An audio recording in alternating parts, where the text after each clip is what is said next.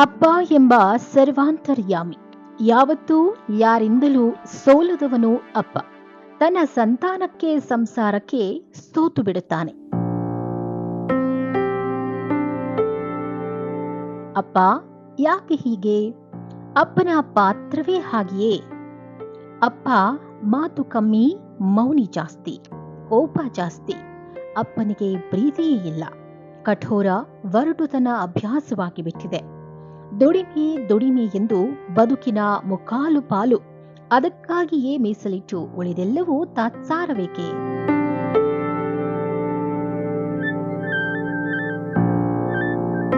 ಹಾಗಂದುಕೊಂಡರೆ ಅದು ನಮ್ಮೆಲ್ಲರ ತಪ್ಪು ಕಲ್ಪನೆ.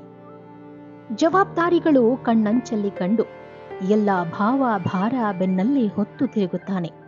ಎಲ್ಲ ಗುಟ್ಟುಗಳನ್ನು ತನ್ನ ಎದೆ ಗೂಡಿನಲ್ಲಿ ಬಚ್ಚಿಟ್ಟು ಸಂಸಾರದ ಆಸೆಗಳ ಬುತ್ತಿಗೆ ಆಸರಿಯಾಗುತ್ತಾನೆ ಅಪ್ಪ.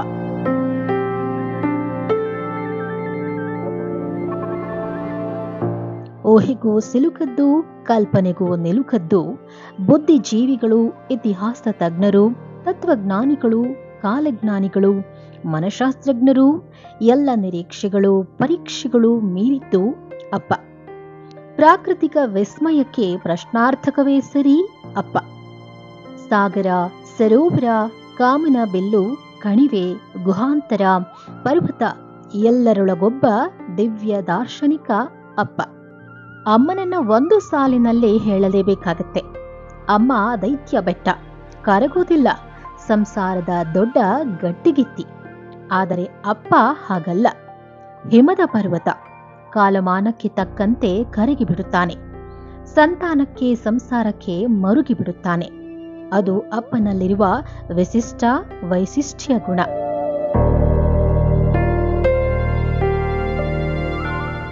ಅಪ್ಪ ಆಶ್ಚರ್ಯ, ಅಗಾಧವಾದ ಆಕಾಶವೇ ಸರಿ. ಅದು ಬದುಕಿನುದ್ದಕ್ಕೂ ನಾವುಗಳು ನಡೆದಾಗ, ಓಡುವಾಗ, ಬಿದ್ದಾಗ, ಎದ್ದಾಗ, ವೇಗವಾಗಿ ಮನಸ್ಸುಗಳು ಚಲಿಸಿದರೂ ಅಪ್ಪ ಎಂಬ ಆಕಾಶವೇ ಆಸರೆ. ನಮ್ಮ ಜೊತೆಯಲ್ಲಿಯೇ ಇರುತ್ತೆ. ಅಪ್ಪನನ್ನ ದ್ವೇಷಿಸಬೇಡಿ, ಬಲಿ ಪಶು ಮಾಡಬೇಡಿ. ಹಳೆಯ ತಲೆಮಾರಿನವರನ್ನ ನೆನಪಿಸಿಕೊಳ್ಳಿ. ತಂದೆ ತಾಯಿಗೆ ದೇವರೆಂದು ಗೌರವದಿಂದ ಪೂಜಿಸುತ್ತಿದ್ರು. ಆ ಕಾಲಘಟ್ಟ, ಕಾಲಮಾನ, ಆ ಕಾಲಚಕ್ರ ಉರುಳಿದೆ. ಮರಳಿ ಬಾರದ ಕಡೆಗೆ ಹೋಗಿ ಆಗಿದೆ. ಎಲ್ಲವೂ ಬದಲಾಗಿದೆ. ಭಾವನೆಗಳಿಗೆ ಬೆಲೆಯೇ ಇಲ್ಲ.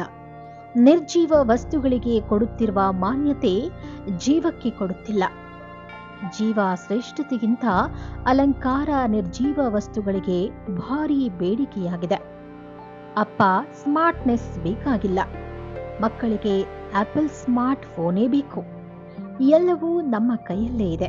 ನಾವೇ ಶ್ರೇಷ್ಠರು ಎಂಬ ಭ್ರಮೆ ಭಾವನೆಯಲ್ಲಿ ದಿನ ದೂಡುವ ಈ ಪರಿ ಸರಿಯೇ?